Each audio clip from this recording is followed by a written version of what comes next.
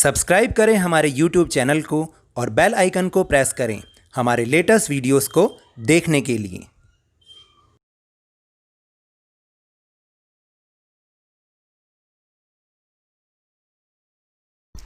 Hello and welcome to Lavneesh Sir की class. This is Directorate of Education, National Capital Region, Delhi's worksheet number 37, and it is for class 9 students. It has taken from the subject Social Science, Geography, and today we will discuss lesson number 5, Natural Vegetation and Wildlife. So, देखिए, जैसे कि हम सबको पता है कि ये वाला जो चैप्टर है थोड़ा बहुत हमने 7th में भी पढ़ा इसके बारे में, 8th में भी थोड़ा थोड़ा इसके बारे में पढ़ा। अभी हम 9th में आ गए हैं, थोड़ा सा बड़ा हो गए हैं, तो इसके बारे में अब हम थोड़ी सी और डिटेल जानेंगे।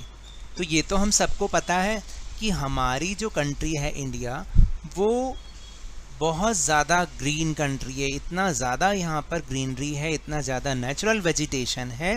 अगर आप इंडिया को छोड़ें, अपनी दिल्ली को ही देखेंगे, दिल्ली भी जो है बहुत ग्रीन कैपिटल में से एक है, जो वर्ल्ड की ग्रीन कैपिटल है। अमंगेस्ट द वर्ल्ड कैपिटल जो दिल्ली है वो भी greenest capital of the world है।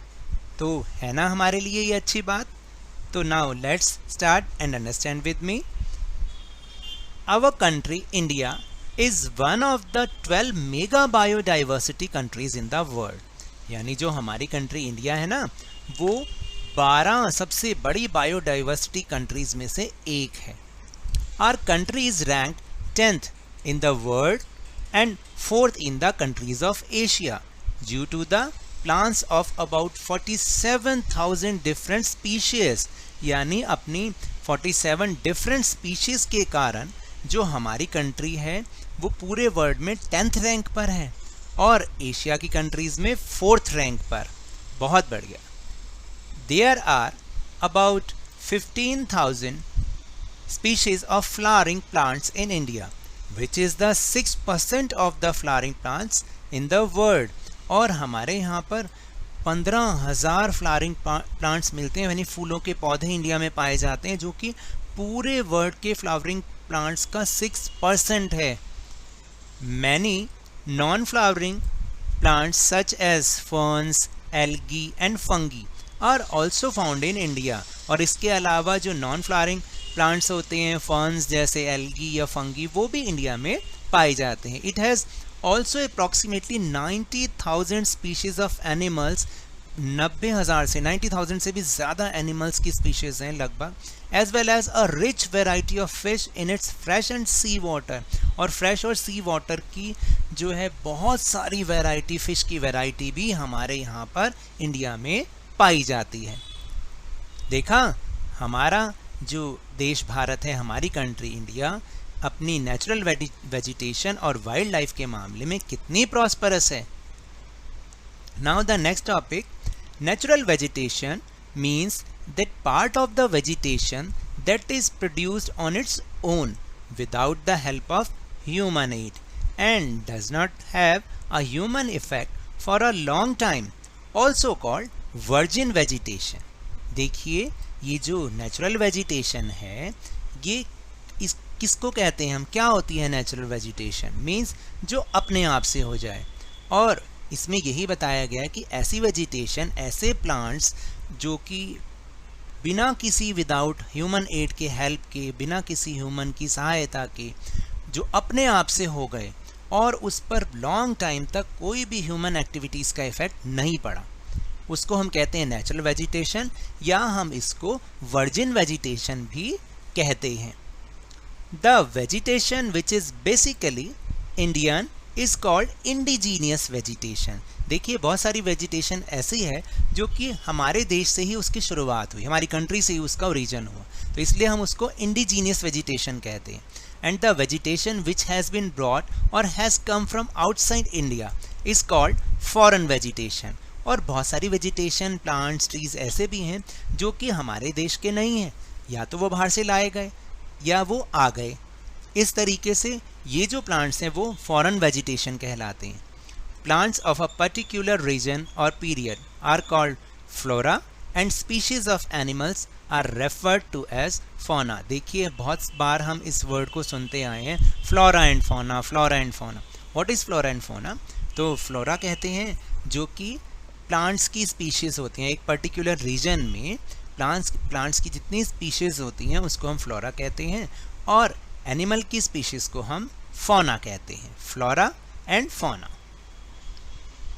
Do you know there is so much diversity in this flora and fauna?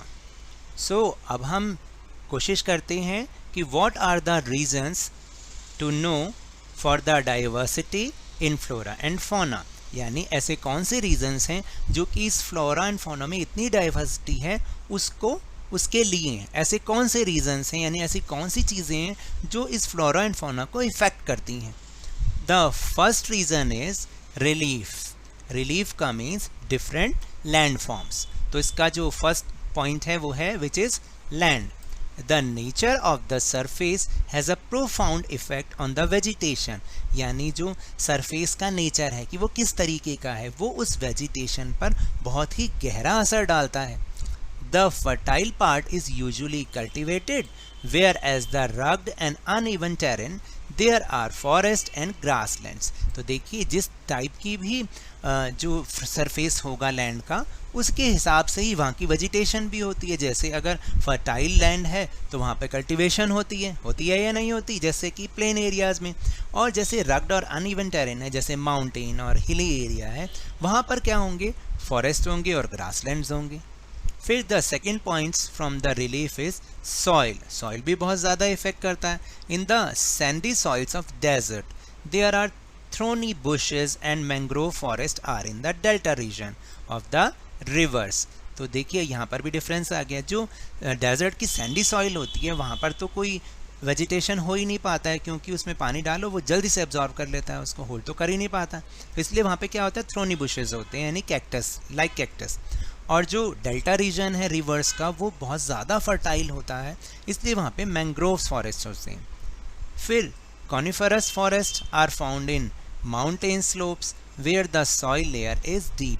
और आप देखिए जो माउंटेन के स्लोप्स हैं वहाँ पर कॉनिफरस फॉरेस्ट होते हैं, जिसे हिंदी में हम शंकुधारी मतलब ऊपर से कोनिकल ट्रीज होते हैं जहाँ पर, तो वो वहाँ पर होते हैं जहाँ पे सॉइल की लेयर बहुत ज़्यादा डीप होती है. Now the second reason is climate. Climate तो बहुत ही ज़्यादा इफेक्ट करता है फ्लोरा एंड फौना पर. तो क्लाइमेट का फर्स्ट पॉइंट, क्लाइमेट में क्या क्या चीज़ें आती हैं. First is temperature. Yes, variety and characteristics of vegetation also depend on temperature and humidity in the air. जो वैरायटी है या करेक्टरिस्टिक्स हैं वेजिटेशन की वो बहुत ज़्यादा टेम्परेचर और ह्यूमिडिटी पर बहुत ज़्यादा डिपेंड करती हैं. टू लो और too high temperature has often adverse to vegetation. यानी बहुत ज़्यादा हाई टेम्परेचर हो और बहुत ज़्यादा लो टेम्परेचर हो तो दोनों के दोनों ही वेजिटेशन पर एडवर्स इफेक्ट डालते हैं. जैसे देखिए जो डेजर्ट है वहाँ पर भी बहुत ज़्यादा वेजिटेशन नहीं होती, या जहाँ पर बहुत ज़्यादा ऊंचाई वाला हिली एरिया है, माउंटेन एरिया है, वहाँ पर भी कोई वेजिटेशन नहीं होती. The second point is sunlight. The time of sunlight at a place depends on a latitude, altitude and season. तो सनलाइट पर भी बहुत ज़्यादा डिपेंड करता है कि वहाँ की वेजिटेशन कैसी होगी, और ये डिपेंड करता है कि वो किस लैटिट्यूड पर है या कितने ऑल्टीट्यूड पर है, या वहाँ सीज़न कैसा है. Tree grow faster when they get more light. जब उनको बहुत ज़्यादा सनलाइट मिलती है तो वो और ज़्यादा जल्दी से ग्रो करते हैं, और जहाँ पर सनलाइट नहीं मिलती वहाँ पर वो धीरे धीरे ग्रो करते हैं. The last point is precipitation. Precipitation का मतलब होता है rainfall. Dense forest are profound in areas of high rainfall as compared to the areas of less rainfall. यानी जो हाई रेनफॉल वाले एरिया होंगे वहाँ तो डेंस फॉरेस्ट होंगे, बहुत अच्छी वेजिटेशन होगी, और जहाँ लेस रेनफॉल होगा वहाँ पर कम डेंस होंगे या बहुत ही कम होंगे. Now this is the topic, these are the topics of our worksheet. Now let's move to our question answer section. First question is, how many varieties of plant species are found in India? The answer is, our country India is ranked 10th in the world and 4th in the countries of Asia due to the plants of about 47 different species. There are about 15,000 species of flowering plants in India, which is the 6% of the flowering plants in the world. Now the next question, second question is, what do you understand by vegetation? Write the names of some plants found around you. So all types of tree plants are called vegetation. देखिए जो भी जितने भी तरीके की, चाहे वो thorny bushes हों, चाहे वो ग्रास लैंड हों, चाहे वो डेंस फॉरेस्ट हों, सब के सब वेजिटेशन कहलाते हैं. लाइक मैंगो ट्रीज, नीम, पीपल, गुआवा, रोज, मैरीगोल्ड, एवरग्रीन और कैक्टस, ये सब के सब वेजिटेशन कहलाते हैं. Now the question number 3 is, which vegetation is called virgin vegetation? How it is different from the plants you grow in the pots? वो कैसे different होते हैं जो जिन्हें हम गमलों में उगाते हैं पौधों से, जो वर्जिन वेजिटेशन होती है? तो answer is the vegetation that is produced on its own without the help of human aid and does not have a human effect for a long time, also called virgin vegetation. तो ये तो हो गया first part का answer. Second part का answer क्या है? This is the different from the plants we grow in pots because we grow plants in pots, add seeds to them, fertilize them and water them daily. Then they grow with the help of us. But this intact vegetation, this virgin vegetation grows on its own without anybody's help. Now the last question is, give any two examples of indigenous and foreign vegetation. The example of indigenous vegetation is neem and banyan tree, and the foreign vegetation is tea and rubber. Now the last question, question number 5. What are the reasons for diversity in flora and fauna? और ये तो अभी हमने last में बहुत अच्छे से discuss किया है ना, तो आप देखिए. The reasons for the diversity in flora and fauna are relief. First is land.